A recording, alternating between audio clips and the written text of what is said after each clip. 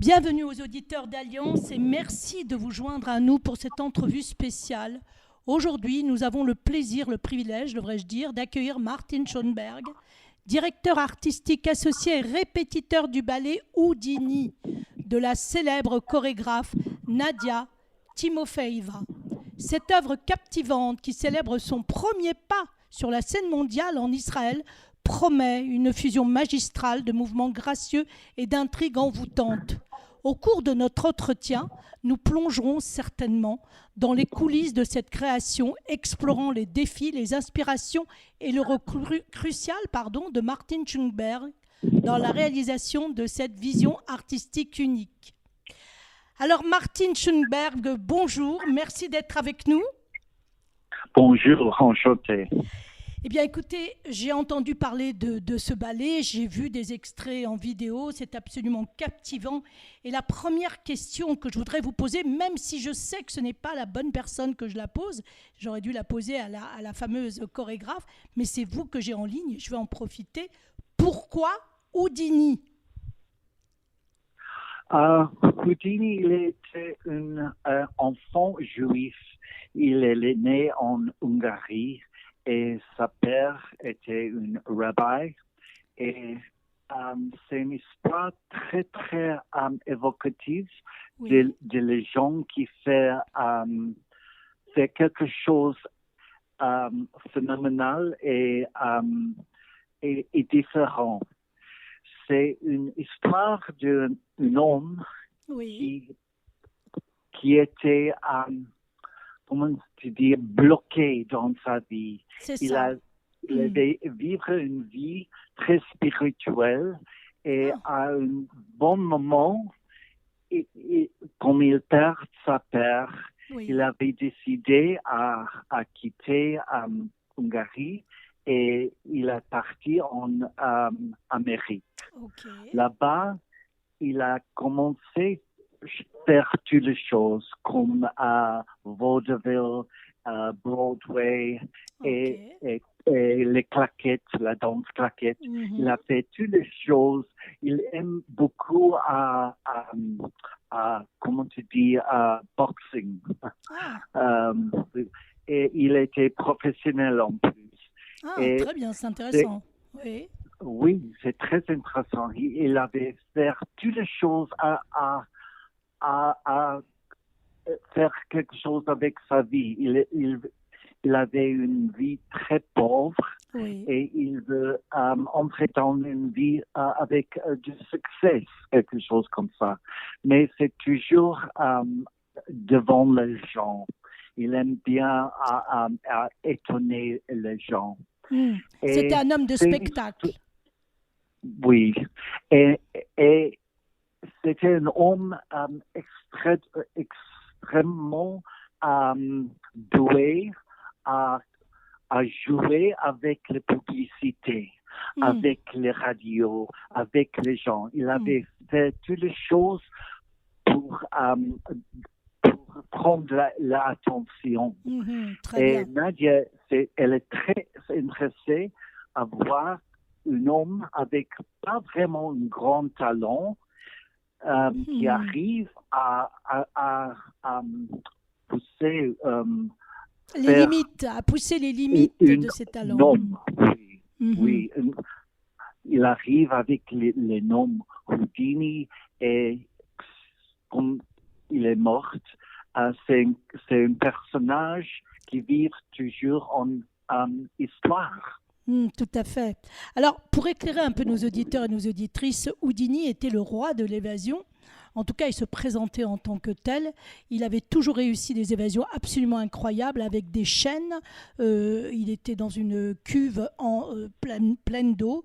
Et c'est d'ailleurs, si je me souviens bien de l'histoire, c'est ainsi qu'il est mort. Alors, il y a aussi autre chose d'assez intéressant, Martin, c'est qu'il a fait une promesse absolument incroyable à sa maman. Il lui a juré du moins, qu'il ferait de sorte qu'elle ait suffisamment d'argent pour continuer à vivre normalement. Et en fait, tous les cachets de ces spectacles, la grande majorité de cet argent partait pour sa maman.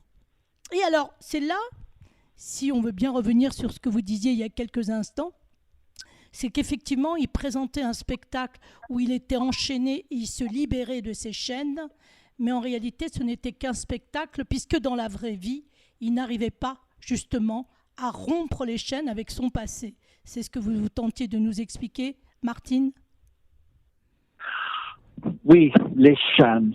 Les Voilà. chaînes, c'est les grandes Leitmotiv. Comment Oui, tu dis Leitmotiv en français? Ça, c'est les choses qui courent dans tous les ballets. voilà, C'est les chaînes avec les familles. c'est ça. Hein. Toutes les choses, les traditions avec les familles, avec les religions C'est ça. et les choses passées. Et c'est les choses qui bloquent tout le monde à avancer. C'est magnifique. Alors, les chaînes, c'est les plus importants motifs dans cette ballet. Et c'est original. Je n'ai jamais dans ma vie vu quelque chose comme ça. Nadia était très, comment tu dis, brave, courageuse, à prendre cet chemin. Elle fait quelque chose que personne n'avait vu. C'est pas un ballet vieille. C'est pas un ballet kitsch. C'est quelque chose avant-garde. Elle utilise les techniques de temps en temps de claquettes, le danse contemporain, le danse cirque, mais aussi les filles, elles dansent de temps en temps sur les pointes. Alors c'est quelque chose de très mélangé et quelque chose de très fort avec une voix de la présente. C'est pas quelque chose que tu peux imaginer. Et c'est choquant de temps en temps. C'est pas une chose comme l'Acte de Cygne ou Don Quichotte. Bien sûr. Tu connais ça et c'est déjà vu. Ça, c'est vraiment avant-garde. Alors, je voudrais quand même ajouter quelque chose parce que je pense que les auditeurs l'ont compris. C'est que la chorégraphe, donc Nadia, a eu une approche très psychologique. Elle a très bien compris le problème viscéral de Houdini, chose que peu de personnes n'avaient tant soit peu exploré. Effectivement, les chaînes, c'est extraordinaire d'ailleurs de pouvoir le retransmettre dans un ballet, de pouvoir dire que les chaînes qui tentent de se libérer, en fait, ce sont les chaînes de sa vie. Et ne serait-ce que pour cela, j'invite vraiment tous les auditeurs et les auditrices à aller voir ce spectacle, ce ballet qui a lieu donc à Givatayim le 28 mars et le 4 juin, si je me souviens bien, à Jérusalem. Et puis alors, dernière question Martine, parce que le temps nous est imparti. Pourquoi Israël? Pourquoi avoir choisi Israël avec tout ce qui se passe, avec cette situation un petit peu compliquée? Pourquoi avoir choisi Israël pour faire ce premier pas de danse avec Houdini? Oh, ça c'est une question facile. On habite ici, on habite à Jérusalem, on habite dans un monde compliqué, dans un monde toujours à la guerre. Oui, exact. Et lui, Houdini, il avait habité dans une guerre, dans sa psychologie, dans sa vie, dans le public. Et c'est quelque chose, je pense, on ne peut pas créer autrement. C'est extraordinaire. En fait, vous dites, à votre façon, c'est la même énergie, que ce soit Houdini ou Israël, tous les deux se battent contre un passé, contre un présent aussi. Et en fait, c'était la même énergie et ça ne pouvait se passer qu'en Israël. Eh bien, écoutez, Martine, je voudrais juste vous poser une dernière question. Elle va être un petit peu compliquée, mais je pense que vous allez pouvoir y répondre.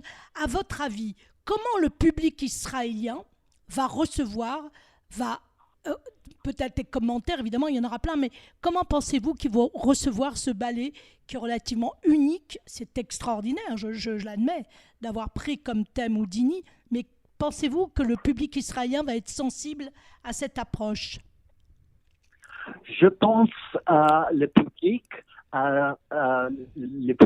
qui a attendre les ballets classiques Oui. vieux Oui. va être un peu choqué en Surpris, début. surpris, on peut Oui, dire. surpris, mais aussi choqué, c'est Ok. très dur. C'est Aïe, quelque chose de très fort. magnifique. Mais quand le ballet ouvrir, Oui, ça commence, c'est très intéressant et ça arrive à le moment avec toutes ces relations, avec sa mère, son c'est ça. père, Mhm. sa femme. Et ça, c'est plus dur. Mais je pense que le public israélien, Oui, ça aime les choses contemporaines.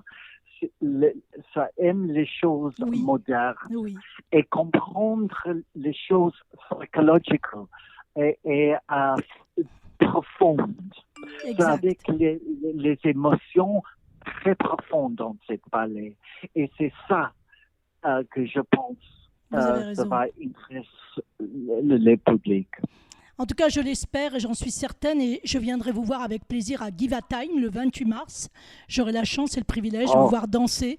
Et j'espère pouvoir faire de très belles photos pour pouvoir en parler à notre public et en espérant que vous ayez un succès complet et magnifique. Et alors, pour finir, après Israël, c'est quoi? Quel est le prochain pays? Et voilà, on terminera avec cette dernière question. Après Israël, vous pensez aller vers où avec Houdini?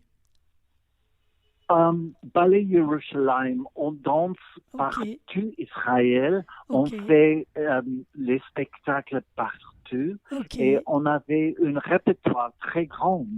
Et je pense que c'est très intéressant pour les publics à voir tout notre répertoire. C'est pas seulement une ballet Houdini, ça Bien c'est sûr. le préféré, bien sûr. Mais on avait un répertoire très intéressant. Nadia avait chorégraphie le ballet Memento, c'est une histoire de la Shoah, le Holocauste, et plusieurs ballets. Et c'est très intéressant et c'est du ballet narratif. Narratif, magnifique. Oui. Alors, comme le public à voir le ballet Yerushalayim, c'est toujours un voyage d'émotion. Tout à fait. Eh bien, écoutez, Martine, je suis vraiment ravie et extrêmement touchée que vous ayez accepté mon invitation pour parler du ballet de Houdini. On se verra, enfin en tout cas, je vous verrai sur scène très prochainement et je vous souhaite le plus beau succès, le succès que vous méritez. À très vite, Martine. À bientôt. Au revoir. À bientôt et merci beaucoup. Merci à vous.